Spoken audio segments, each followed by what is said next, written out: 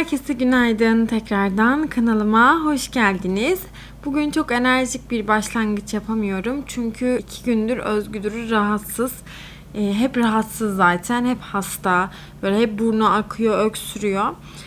Doktora götürüyoruz. Doktor alerjik bir bünyeye sahip olduğu için en ufacık şeyde hastalanabileceğini söyledi. Gerçekten bu durum artık can sıkıcı bir hal almaya başladı maalesef. Yine de çok şükür diyelim ama sürekli hasta olması gerçekten psikolojik anlamda beni de onu da çok yordu. Onun bir de hastalık boyutu var tabii ki. O da çok böyle artık öksürmekten ciğerleri böyle çıkıyor neredeyse. Geçen sefer de böyle olmuştu. 2 günde geçiyor, 3 günde geçiyor. Bazen bir hafta sürüyor kuru öksür. Ama doktor şey dedi, alerjik bir bünyeye sahip olduğu için sürekli hastalanması çok normal dedi. Murat da biliyorsunuz ki alerjik bir bünyeye sahip. O da sürekli hasta. Yani bu durumun genetik olabileceğini söyledim maalesef. O yüzden bizim ev sürekli böyle bir hastalık modundayız maalesef. Rabbim şifa versin inşallah tüm bizim gibi olanlar için de. Zaten okullar açıldıktan sonra gerçi Özgür'ün hani çok bağlantısı yok. Özgür hep okula gidiyordu ama bu genel daha büyük çocuklar için konuşuyorum. Da hastalık daha böyle hani grip artık korona demeyeyim de grip artık çok daha fazla yaygınlaştı. Allah herkese şifa versin. Ben de bunu Instagram'da falan 2-3 gündür aktif değildim. Burada da aktif değildim. Bunu hemen fark eden sanal dostlarım sizlere kalp yolluyorum. Çok teşekkür ediyorum. İyi ki varsınız. Özge nerelerdesin diye soranlar için de bir açıklama yaptım. Hani ilaçları göstererek hani bir hastalık geçirdiğimizi ve alerjik bir bünyeye sahip olduğu için sürekli hasta olduğunu söyledim. Sonra biri bana bir tarif yollamış. Bir blog sayfasının tarifi. Ben onu Instagram'da ekledim zaten ama adını hatırlamıyorum. Şimdi o tarifi yapacağız. Yüzlerce kez denenmiş ve %100 tutan bir tarif. Ateşi, öksürüğü bir anda geçirdiğini söylendi. Birkaç gün içinde geçirdiğini söyledik. Tamam. Gel bak bir konuşalım gel. Senin için bir tarif yapacağım. Sarımsağı, organik sarımsağı iyice ezeceğiz. Bebe açayım. Tamam bekle ben bir konuşayım anneciğim. Bu arada bunun için de bir şeyler söyleyeceğim. Hadi. Gördüğünüz gibi. Öksürüğü duyuyor musunuz? Bir Melih Hanım'ın tarifiymiş bu. Organik sarımsağı 5-6 diş dövüp üzerini kapatacak kadar organik zeytinyağı ekleyin. Sarımsakların beklediği bu yağı ayak tabanlarına sürüp kalınca bir çorapla yatırın. Öksürüğe derhal etkisini görmezseniz buradayım diye yazmış. Günde 2-3 kez gerekebilir inatçı vakalarda demiş. Bünyeye göre ve ihtiyaca göre kiminde tek gün, kiminde üst üste birkaç gün uygulamak gerekebiliyor. Asla strece sarmayacağız. Sarımsaklıca iyice ezeceğiz.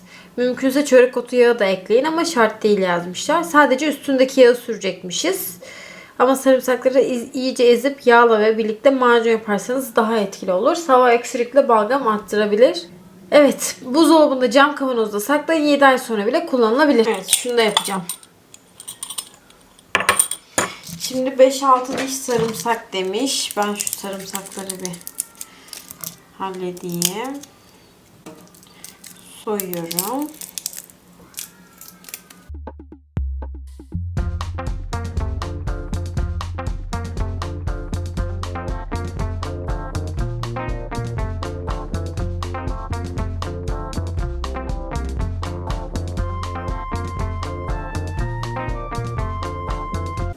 Karışımı yapar yapmaz 10 dakika içinde kullanılabilir diyor. Şöyle bir kapatalım. Hazır gibi. Umarım olur. Macun gibi olacak diyor. Birazcık daha ezebilseydim iyiydi ama olmasa da olur. O sarımsakların değmesi daha iyi olur demiş. Ama her ciltte hassas ciltlerde bu sarımsak alerji yapabilir. Onun da bilgisini verelim. Şimdi bunu böyle bir bekleteceğim. Bunu böyle 6-7 ay buzdolabında saklayıp kullanabilirim.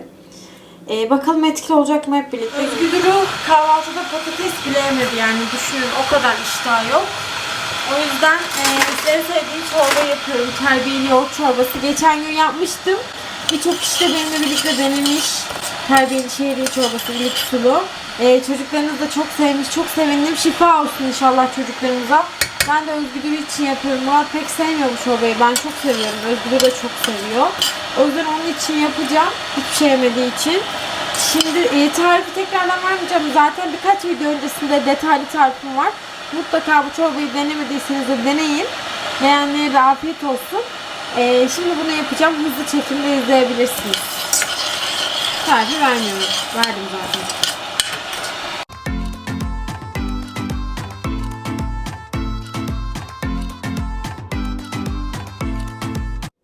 Şimdi köfte yapacağım. Bayağıdır yapmıyorum. İlk başta şu soğanı bir rendeleyeceğim. Suyunu sıkacağım.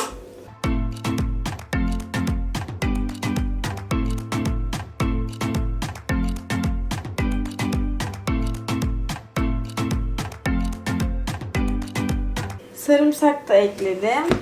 Birazcık ekmek için. Galeta ununuz varsa o da olur.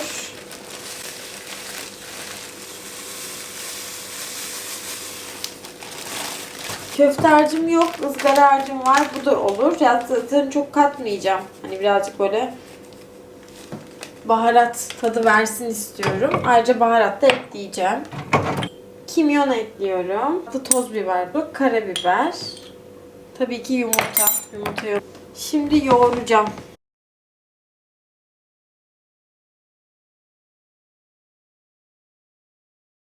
Evet, bir yarım saat böyle dinlenecek dolapta. Sonra artık şekil vereceğiz. Evet. Tamam, ben sana döndürüyorum. Sen geç otur yerine. Ben şimdi kahve yapacağım. Özgüdür'ü kahve makinesinden galiba biraz korkuyor. Korkuyor musun Özgüdür'ü? Ben burada senin baktım. Bana mı bakacaksın oradan? Hı. Tamam. O zaman sen beni oradan izle, tamam mı? İyi. Tamam, Seni anlaştık. oradan izle. Tamam.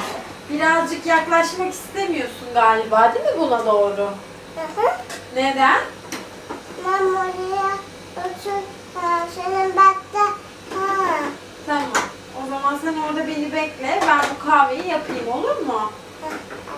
Anlaştık. Tamam. Evet, çalışacak şimdi. Ben oraya git. Gitmene gerek yok. Burada otur, oraya ses gelmez. Kaçmana gerek yok anneciğim. Korkmana gerek yok bir tane. Ben oraya git.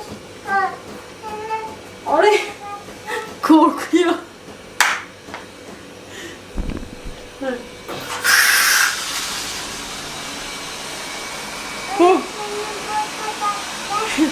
Tamam, sen beni orada bekle.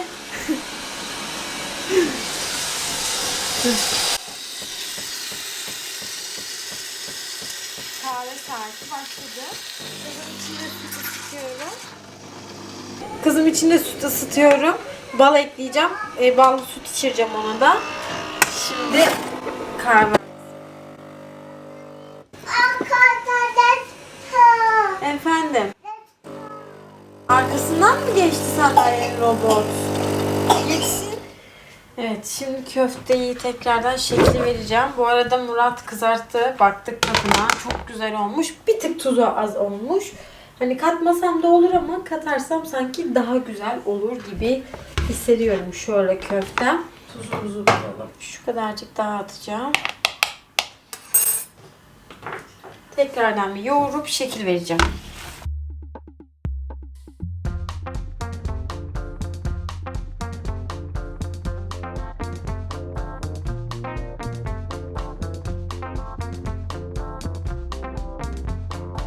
Evet. Üsküdar yeni uyandı. Saçlar başlar dağınık. Murat da böyle yemek yiyor. Yemeğimiz, kahvaltımız diyorum, hazır. Çorbayı biliyorsunuz zaten. Köfte, patates, pilava da geçtik. Şimdi afiyetle yiyeceğiz. Özgüdür'ü de burada yiyecek. Bu arada Özgüdür'ün saçıyla ilgili kahkül kestir, rahat edersin demişler. Çok mantıklı. Hemen toparladıktan sonra, iyileştikten sonra Özgüdür'ü bir kahkül kesimi, saç kesimi yapmayı planlıyorum. Babasının da tabii ki değerli görüşlerini almak isterim bu konuda. Ben hiç kıyamam. Ama aşkım saçın sürekli önde, gözlerine batıyor da saçı gözlerine geliyor. Ha? Kahkül Kıyamam. keseceğiz önlerine. Önleri ama kıvırcık, düz durmayacak ki. Kısaltacak da. Saçını bir toparlayacak yani. Şu saçlara bakın. Çok güzel Dayın aslında. keser. Ya ne dayın ya? Keser ya. Ya ben Ya bir şey söyleyeyim, aramızdaki farka bak. Ben çocuk kuaförleri arıyorum, böyle AVM'lerdeki kuaförleri falan arayıp soruyorum. Ha, 2 makas atacak 300 lira ver abla. Murat da berber dayısı keser. Hayat standartımız ve hayatım Artık yemek yiyorum.